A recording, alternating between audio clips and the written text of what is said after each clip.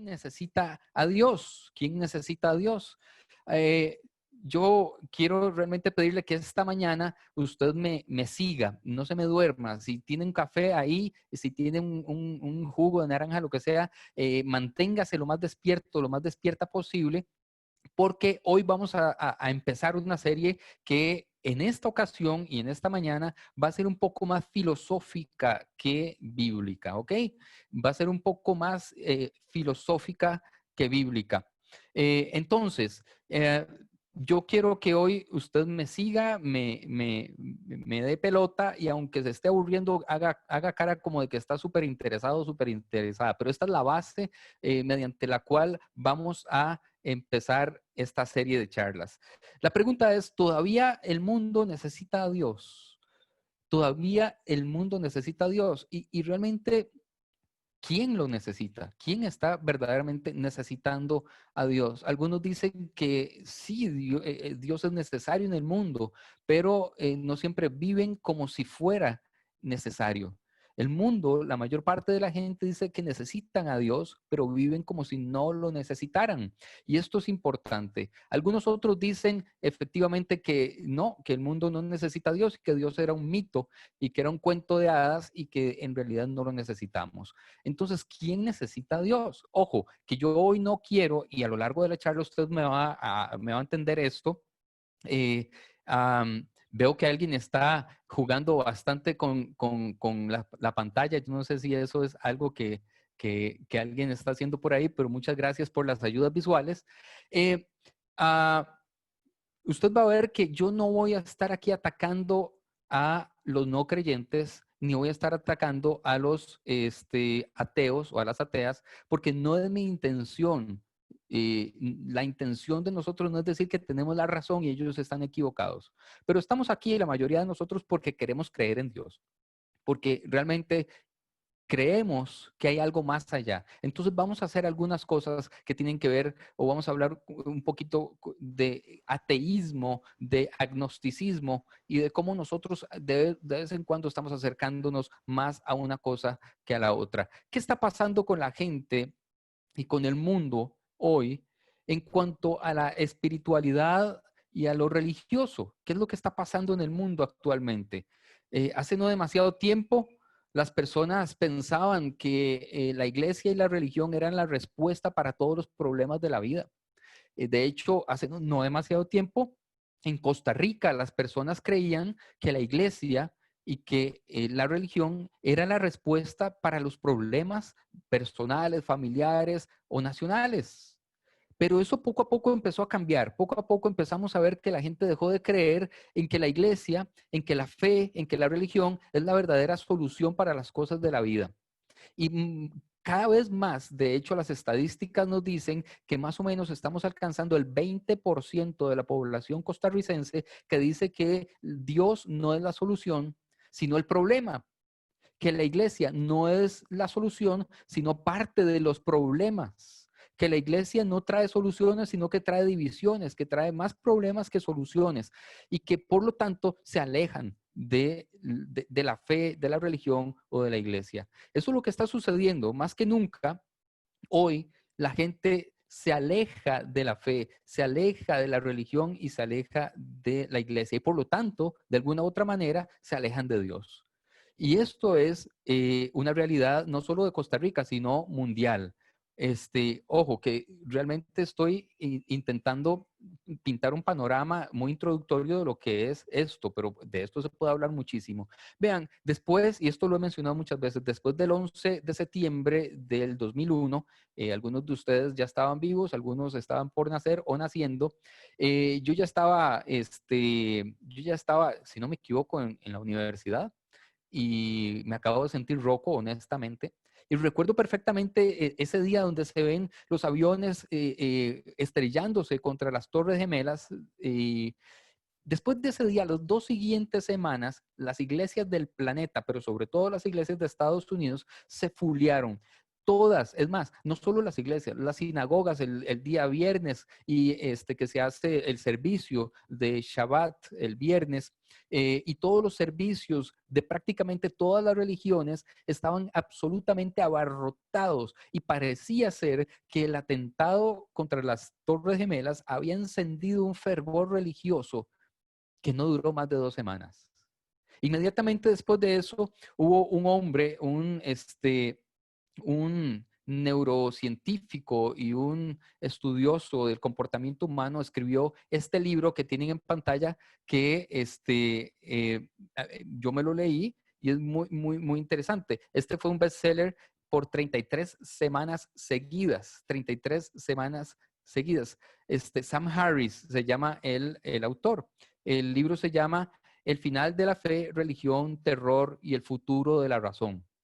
Y él ahí habla de unas 12 religiones distintas y habla del declive de la fe en el mundo. El mundo ya no cree y ya no cree. Ahora, es muy interesante porque más o menos el 7% de la población mundial se dice ser ateo.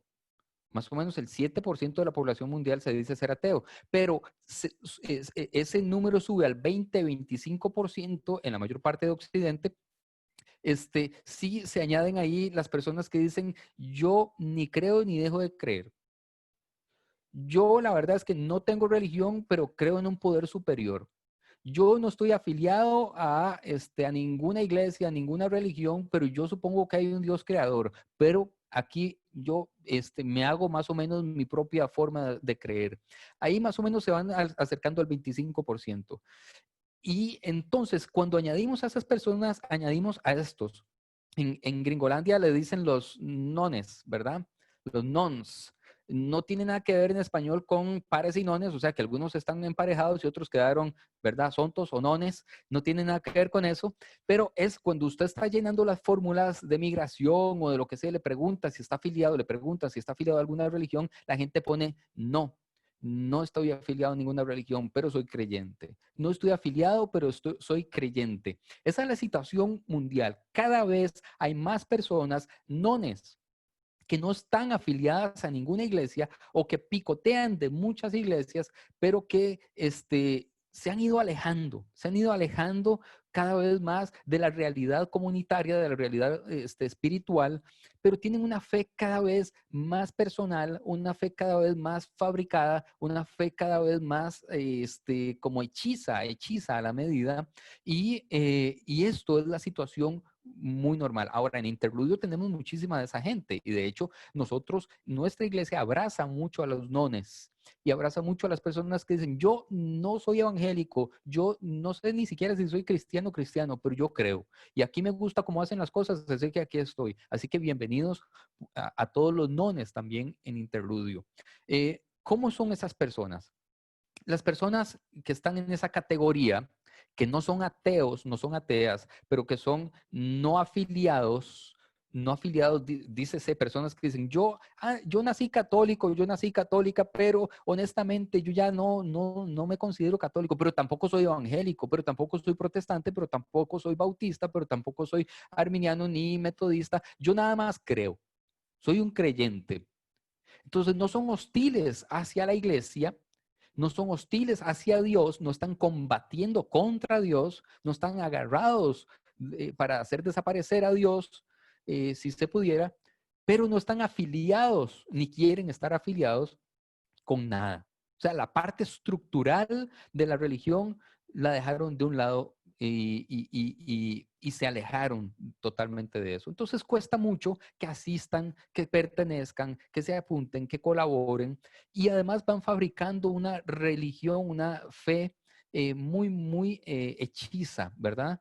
Esos son muchas de las personas que usted y yo nos encontramos en el trabajo, en la universidad, en la calle. Muchas de las personas que dicen, bueno, yo antes iba a una iglesia grande, el pastor hizo esto, esto, esto y lo otro, pero yo ya de ahí, a partir de ahí nosotros no volvimos a ninguna iglesia, pero somos creyentes, pero somos creyentes. O personas que dicen, nosotros íbamos a misa, pero a partir de muchas cosas que nosotros dejamos de ver las cosas tal cual lo dice la iglesia, nosotros ya no vamos a misa, casa, pero somos creyentes. Nosotros celebramos Navidad, Semana Santa, hacemos la romería incluso, pero nosotros no somos tan afiliados a la institucionalidad eclesiástica. Son excristianos, excatólicos, pero creyentes. Ok, pero ahora yo quiero decir que la mayor parte de las personas en esta categoría no tienen la culpa, no es su culpa de haber terminado alejándose de la iglesia o de haber terminado alejándose de Dios o de haber terminado alejándose de la religión. La culpa la tenemos los religiosos, los pastores, los sacerdotes, la iglesia, tanto evangélica como católica. Hemos creado una iglesia que es muy poco atractiva y es mucho más atractivo cualquier otra cosa que la iglesia. Y por eso la iglesia pierde, porque hemos hecho una iglesia no solamente poco atractiva en términos de disfrute, en términos estéticos, en términos de que se la pase bien, sino que es una iglesia que juzga, que señala, que golpea, que rechaza. Y poco a poco las personas van desafiliándose de un tipo de iglesia que es poco atractiva para la vida. Iglesias que abusan de las personas, iglesias que abusan del dinero de las personas, iglesias que abusan de las emociones de las personas, iglesias que ven a las personas como objetos nada más, como ganado nada más, ni siquiera como un rebaño de ovejas, sino como un ganado. Y los cuentan por números nada más. La gente ya no quiere eso. Entonces, no es su culpa. Si usted de las personas que se ha ido alejando de Dios y que siente que su fe está fluctuando cada vez más y que su confianza en la iglesia está cada vez más pequeña, no es su culpa. Déjeme decirle, bienvenido, bienvenida.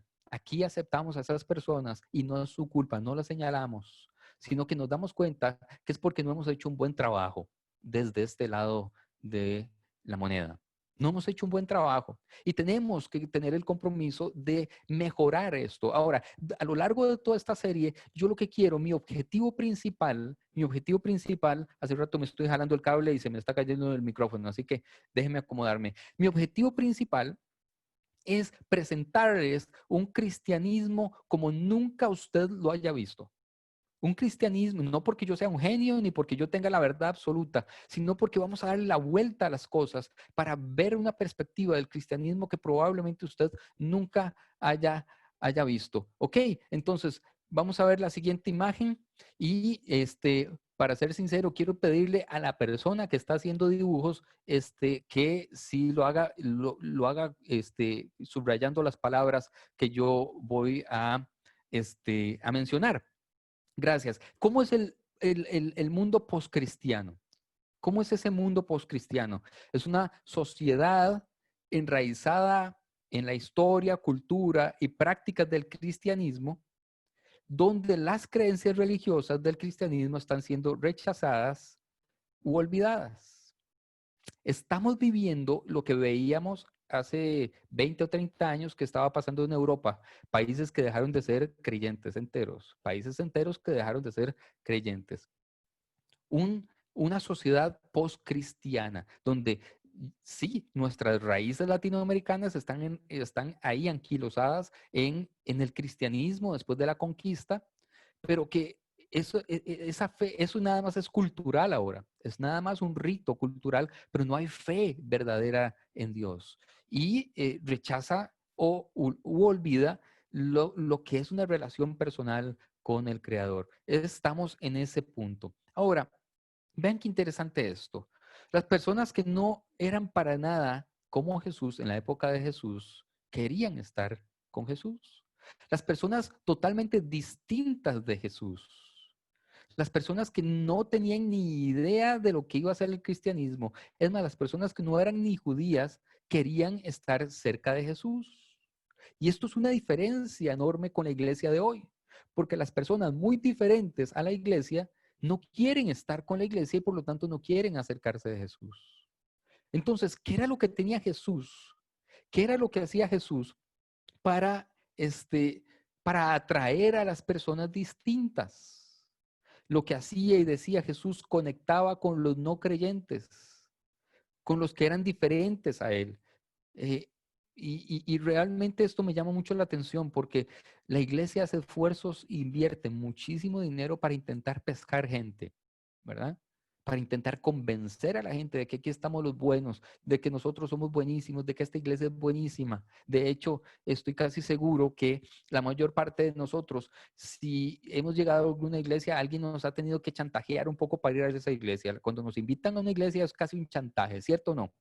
Y cuando usted está invitando a alguien a una iglesia, yo estoy seguro que empieza a edulcorar las cosas. Decir, no, esa iglesia es súper tuanis, esa iglesia es buenísima, en esa iglesia no hablan de plata, en esa iglesia no esto, en esa iglesia. Y el día que va a ir, el domingo que va a ir su amigo, su amiga, su familia a la iglesia, usted está orando, Señor, que no digan nada raro, Señor, que no hablen de plata, Señor, que no, ¿verdad? Porque sabemos que la iglesia no es atractiva, pero Jesús sí era atractivo. Para que la gente se acercara a Jesús no había que chantajearla, no había que edulcorarla, ¿verdad? Sino que Jesús solo era súper atractivo. Y entonces, eso es una lección importante que yo quiero que entendamos. Nuestro objetivo es buscar a Jesús, no a la iglesia, ni a un pastor, ni a un grupo de líderes, ni a los músicos, ni a los servidores, ni a una estructura, ni a una filosofía, ni a un eslogan, ni a un logo, ni a una comunidad. Nuestro objetivo es seguir a Jesús y mostrar a Jesús. Ahora, por eso es que yo creo que la culpa no es de usted si usted está decepcionado de la iglesia de Dios y durante este tiempo de pandemia, si ha tenido dudas, si su fe ha flaqueado. No es su culpa, no es su culpa. La culpa ha sido de la iglesia. Nosotros debemos, como iglesia, y yo como representante de una iglesia, tenemos que asumir la responsabilidad de haber hecho mal el trabajo. Así que si usted ha estado dudando o si usted no ha dudado en todo este tiempo, si usted ha estado dudando, esta serie es para usted. ¿Ok? Si usted ha estado dudando de la iglesia, si usted ha estado dudando de Dios, si usted ha estado flaqueando en su fe, esta serie es para usted. Ahora, si usted no ha estado dudando y si usted ha estado, este, am, más bien muy fortalecido, muy fortalecida, esta serie también es para usted, para que usted pueda comprender lo que piensa y lo que sienten las personas que usted ama y que no quieren acercarse a Dios. Así que también es para usted. Muy bien. Mi meta entonces es esa. Vamos a presentar durante toda esta serie un cristianismo más apegado a lo que es Jesús. Muy bien. Para iniciar de lleno, yo quiero hablar de algo que es, que hemos denominado ateísmo 2.0. Ahora, vuelvo a recordar esto, no estoy atacando a los ateos ni a los no creyentes, ni a los nones, ni a los agnósticos, ni a los de otras religiones, no estoy atacando. Vean, hay algo muy importante que sucede cuando uno se empieza a alejar poco a poco de Dios. Es imposible alejarse de algo sin acercarse a otra cosa. Es imposible alejarse de una cosa sin acercarse a otra. Esto quiere decir que cada vez que usted y yo nos alejamos de Dios, nos estamos acercando poco a poco al ateísmo. Entre más lejos estemos de Dios, más cerca estamos del ateísmo. Entre más nos vayamos alejando de Dios, de la fe, más nos estamos acercando al ateísmo. Ahora bien, esto no lo hacemos de un día para el otro y no lo hacemos así como que un día despertamos y decimos, uy, hoy me voy a ser ateo, hoy me voy a alejar de Dios. En realidad esto va sucediendo muy paulatinamente, muy lentamente y ni cuenta nos damos cuando estamos más cerca de un lado que del otro. Ni cuenta nos damos cuando empezamos a adquirir valores y adquirir ideas que están más cerca de los no creyentes que las ideas de los creyentes. Y eso ha ocurrido y eso nos ocurre continuamente. Esto lo tengo aquí en la pantalla. No puedes alejarte de algo sin acercarte a algo más. Cuando nos alejamos de Dios, ¿a qué nos estamos acercando? ¿A qué cosa, a qué ideas, a qué valores nos estamos acercando? Y mi idea principal hoy es que cada vez que damos un paso lejos de Dios, damos un paso cerca del ateísmo. Y voy a explicar ese ateísmo 2.0 porque voy a hacer un resumen en los próximos minutos que me quedan de charla y quiero que se me despierten y no se me duerman. Si esta charla ha sido un poco aburrida, en lo que viene va a ser peor. Porque ahora sí voy a empezar a socar las tuercas de a qué me estoy refiriendo con que voy a hablar un poco más filosóficamente hoy. Y quiero que me ponga mucha atención en esta primera charla porque es la base de lo que va a venir en las próximas 4 o 5 sesiones que vamos a tener. Ateísmo 2.0 va a ser un resumen hoy de los pensamientos de los escritores y de los ateos más relevantes de los últimos 5 o 10 años que yo he leído. De los últimos 5 o 10 años que he leído. Y aquí voy a hacer algo muy personal, que me alejo, digamos, un poco de la línea de esta serie que venía ya prescrita, sino que voy a darle un tinte bastante personal. ¿Qué es esto? Muy bien.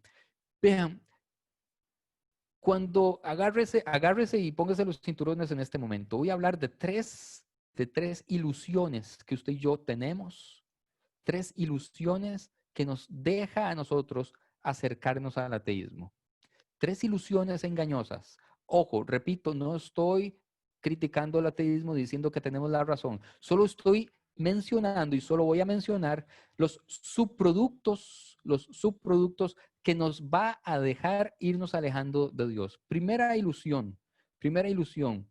Bueno, aquí hay un enunciado antes de la primera ilusión. Dice, el ateísmo es un sistema complejo de creencias que de manera lógica te lleva a una serie de conclusiones inquietantes. Ojo, el ateísmo es un sistema complejo de creencias. No es que uno deja de creer y ya no cree en nada, es que uno empieza a creer en algunas cosas. Pero nos deja conclusiones inquietantes y cuando digo inquietantes, yo no estoy diciendo que sean equivocadas, ojo, son inquietantes. Hay cosas verdaderas que son inquietantes. Por ejemplo, si usted tiene una hija, y su hija ya está en edad de tener novio, ese novio es real, pero es inquietante, ¿sí o no? Es una persona inquietante cuando se le acercan a su hija. Cualquier hombre que se le acerque a su hija es una realidad inquietante. Es verdadero, pero es inquietante. Entonces, hay cosas reales, ciertas, pero que son inquietantes. Y el ateísmo tiene cosas reales que son inquietantes. Primera ilusión, es la ilusión de la mente. La ilusión de la mente. Si el ateísmo es verdad, este ateísmo 2.0, la mente es una ilusión. Póngame mucha atención con esto. Si todos los valores que se expresan en el nuevo ateísmo son verdaderos, entonces la mente es una mentira, es una ilusión. Me explico, voy a explicarme bien en esto, voy a ir despacio acá. En un momento, en un mundo en que todo debe ser explicado científicamente, la personalidad, lo que usted es, lo que usted siente, lo que usted piensa, sus características únicas e irrepetibles, personales, lo que está en su mente, lo que llamamos el yo, lo que define a una persona como única, entonces deja de existir. Porque si todo tiene que ser explicado por la biología y por la ciencia, entonces las personas dejan de ser únicas. De hecho, los científicos no han logrado simplemente explicar la personalidad. Eh, no han logrado cómo explicar por qué usted es único o única. Porque nadie se parece verdaderamente a usted, tal cual. Usted es irrepetible. No se puede explicar, por ejemplo, con que segrega sustancias químicas y la combinación de esas sustancias químicas crea una persona, una mente, un yo específico. Porque entonces podríamos agregar los elementos específicos de esos químicos a las personas y repetir personalidades, programar a las personas y repetirlas como copias, pero no han logrado demostrar y no han logrado definir cómo es que las personas somos únicas. Pero ¿qué es lo que sucede? Eh, todo eso de las ilusiones, los sueños personales, los afectos, lo que amamos, lo que nos enoja, lo que es la personalidad, lo que nos conmueve, ese tipo de personas como yo que va al cine y llora, eso no se explica científicamente. No se explica científicamente. Ojo, no estoy diciendo que el ateísmo se equivoca o que sí tiene la razón. Solo esto es un subproducto de alejarnos de Dios. Dejamos de creer que Dios te creó, nos creó únicos, que pensó en nosotros y que somos únicos para Él. Y que por lo tanto hay un plan especial para usted y para mí. que Él diseñó algo especial, que piensa en nosotros. Si dejamos de creer en eso, nosotros somos solamente producto de la ciencia, de la biología, del azar. Y por lo tanto no hay un plan para usted y para mí. Y por lo tanto hay desesperación. Si no hay nadie que tenga un plan para usted, usted está solo en este mundo. Usted está sola en este mundo. Si todo sucede al azar, usted está a la deriva en este mundo. Cuando empezamos a alejarnos de Dios y acercarnos a este tipo de ateísmo, usted y yo empezamos a perder la esperanza de que hay un plan para nosotros, de que alguien ideó y que hay promesas para nosotros. Y empezamos a parecernos a algo como impersonal y empezamos a creer que nosotros no somos únicos, sino que somos el azar, somos el producto del azar, del destino. Y vean, nosotros cuando empezamos a llegar a ese punto, nos vemos a ver como esto. No sé si ustedes vieron la película Back to the Future y en el momento en que él empieza a desaparecer, Michael J. Fox se llama este mae, cuando él empieza a desaparecer y de repente cuando nosotros dejamos de creer de que Dios nos creó a nosotros con una idea específica para ser personas únicas, entonces empezamos a diluirnos. No somos nadie, somos una copia, una repetición, una bola de carne y huesos. En mi caso, más huesos que carne, pero somos una bola nada más biológica. No tenemos una mente, una personalidad única que nos hace personas valiosas. Y ese es el siguiente punto que quiero tocar. Si no existe un plan para mí, la desesperanza viene muy rápido a mi vida. Segunda ilusión del ateísmo 2.0. Son tres y termino. La ilusión del libre albedrío o la ilusión de la voluntad, de tener voluntad, libertad de elegir las cosas. Vea, si todo está regido por las leyes físicas, la forma o la toma de decisiones más bien no existe. Usted no decide porque usted decidió. Se lo voy a explicar. Si todos son algoritmos biológicos, químicos, físicos e incluso cibernéticos, entonces yo no soy yo. Soy solo producto de esas leyes físicas. Es más, a esto se le llama determinismo. Determinismo. En filosofía se le llama determinismo. Así que si usted pensó que se casó con su esposo o esposa porque porque conoció a una persona maravillosa y porque usted es o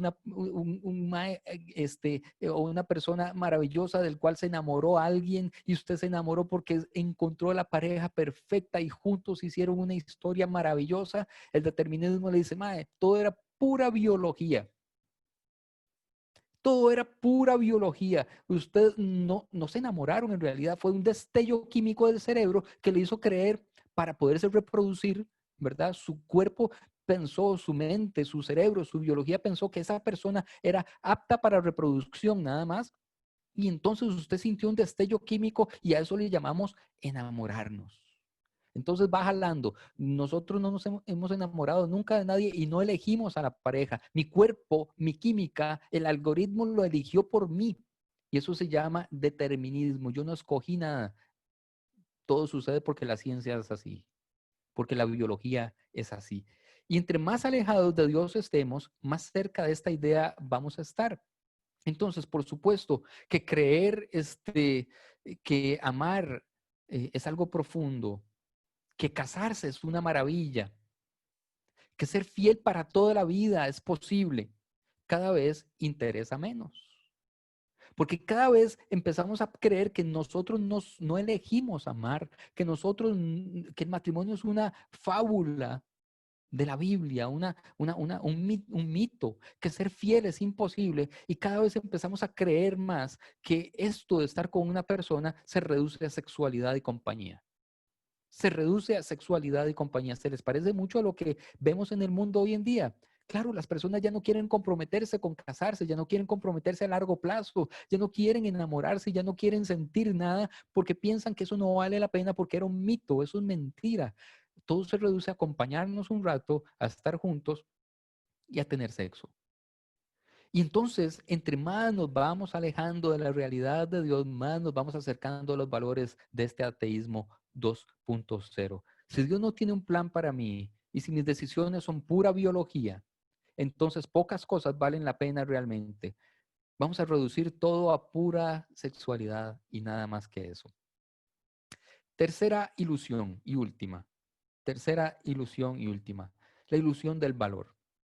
La ilusión del valor. Ya voy a terminar. Así que tome más fresquito, tome más café, más cafeína para despertarnos. Yo sé que esto es un poco filosófico, lo estoy intentando hacer más sencillo, pero esta es la base por la cual o de la cual vamos a partir para la serie que estamos arrancando.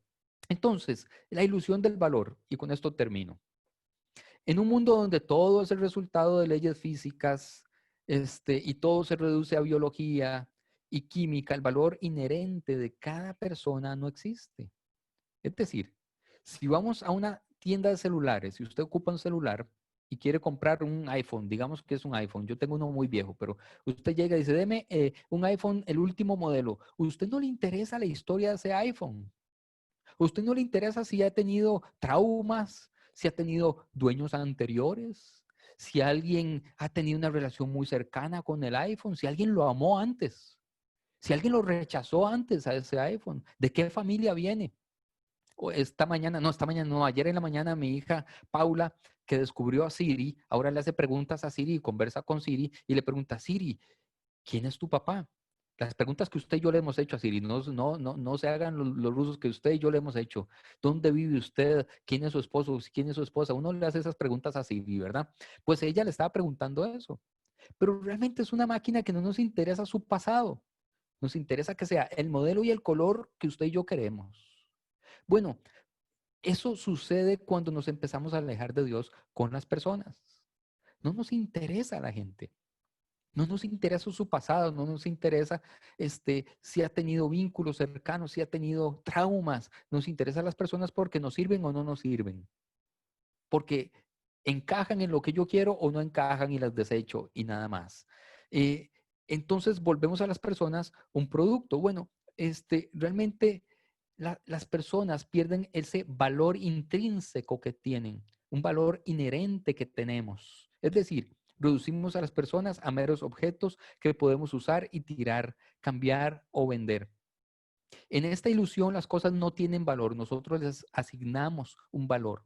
Nosotros mismos les asignamos un valor propio. Digamos, entonces, si le damos un valor a un musulmán y lo comparamos con un cristiano, usted sabe que nosotros escogemos. Si nosotros ponemos a un judío y a un musulmán, usted sabe que usted y yo le hemos asignado un valor diferente a esas personas. Ahora me están entendiendo un poco más de lo que estoy hablando, ¿verdad? Cuando ahorcaron a Saddam Hussein, nosotros le asignamos un valor a eso. Y si hubieran ahorcado a Billy Graham, nosotros le asignamos un valor distinto a eso. Entonces empezamos a escoger el valor de las personas. Recuerden cuando empezó la pandemia y empezó mucha gente a determinar el valor de los que éramos nacionales y los que eran extranjeros. Y no todos los extranjeros varían igual. Los nicaragüenses estaban en el fondo del escalafón. Los que valían menos eran los nicaragüenses y empezaron a ponerle valor a las personas. Unos valen más, otros valen menos.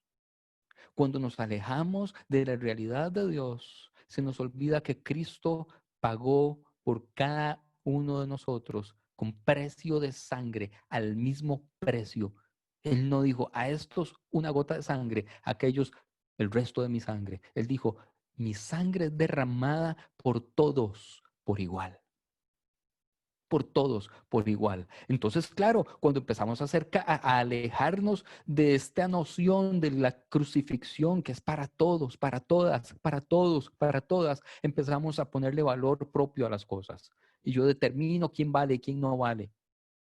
Pero esto es súper peligroso, porque entonces ahí vemos un cristianismo que es el que está más en boga en el mundo, un cristianismo nacionalista, por ejemplo, que dice somos mejores los blancos costarricenses que los inmigrantes. Somos mejores nosotros los de la capital que los limonenses. Somos mejores nosotros los creyentes que los no creyentes. Valemos más nosotros los que pensamos tales o cuales cosas que los que piensan diferente a mí. Y empezamos a hacer políticas que tienen que ver con hacer diferenciación de personas. Quiero pedirles a todos que revisen si tienen sus micrófonos apagados para que no se nos metan interferencias. Yo ya estoy casi terminando. Muchísimas gracias por eso. Bien, entonces, esta es la tercera ilusión, la ilusión de que tenemos un valor. Cuando nos alejamos de Dios, le asignamos un valor distinto a, a lo que es intrínseco de las personas. Entonces, por ejemplo, no es lo mismo que tenga hambre un niño nicaragüense a que tenga hambre un niño tico. No es lo mismo que golpeen en la calle a un extranjero eh, venezolano, peruano, a que golpeen en la calle a un estadounidense. Y eso es anticristiano. Justamente por esas políticas, ideas, es que se rechaza la iglesia también, porque la iglesia se ha ido alejando también de la idea de Dios, de la cruz del Calvario, donde todos tenemos cabida. Y casi para terminar, nosotros determinamos entonces en esta última ilusión lo que significa la justicia para nosotros. Vean qué peligroso. Vean qué peligroso. Determinamos porque le damos el valor nosotros a las cosas, no el valor que Dios le da a las cosas y a las personas. Nosotros le inventamos un valor a las cosas y a las personas y determinamos lo justo es esto para mí. Y esa es la frase que pongo ahí. Lo justo es justo lo que queramos que sea. Es justo lo que yo quiero que sea. Entonces la noción de justicia cambia. Vean que en Estados Unidos matan a una persona negra por parte de la policía y eso tiene un valor de justicia distinto a que cuando matan a una persona blanca. El valor de la justicia cae con más peso de un lado que del otro. Vean qué peligroso.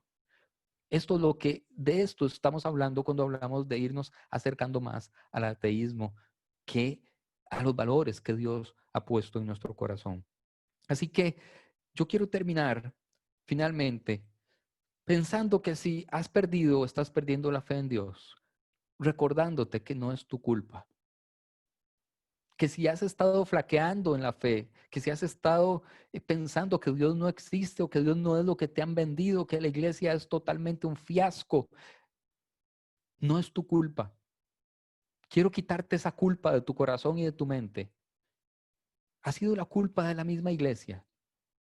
Hemos hecho un trabajo que no ha sido más que mediocre durante muchos años. Y yo quiero que juntos en Interludio hagamos un mejor trabajo para aquellos que están en la zona de los nones, o en la zona del ateísmo, o en la zona del agnosticismo. Y ojalá esperemos que no hayas perdido la fe todavía. Y esta serie, en lo que sigue, está diseñada para que nosotros recuperemos esa confianza en Dios, esa fe, eh, esa dimensión cercana de un Cristo que murió para todos y por todos, ustedes y por mí. Entonces, resumo, usted y su personalidad es producto de Dios. Dios lo creó a usted, único, única. Dos, sus decisiones sí son suyas, según la idea de Dios. Usted elige el bien o el mal. No es producto del azar. Usted sí se enamoró de la persona que ama. Y tres, usted tiene un valor intrínseco porque Dios lo creó. Recordemos estas tres cosas hoy y esta semana. Yo quiero que oremos en este momento y que recordemos esto.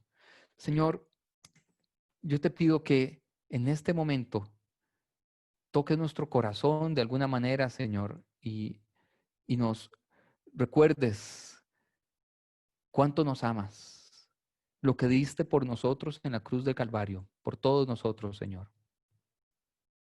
Te pido que ah, llene nuestra vida de esperanza porque hay un plan para nosotros, Señor, porque hay un plan que ideaste para cada uno, ni siquiera un plan general.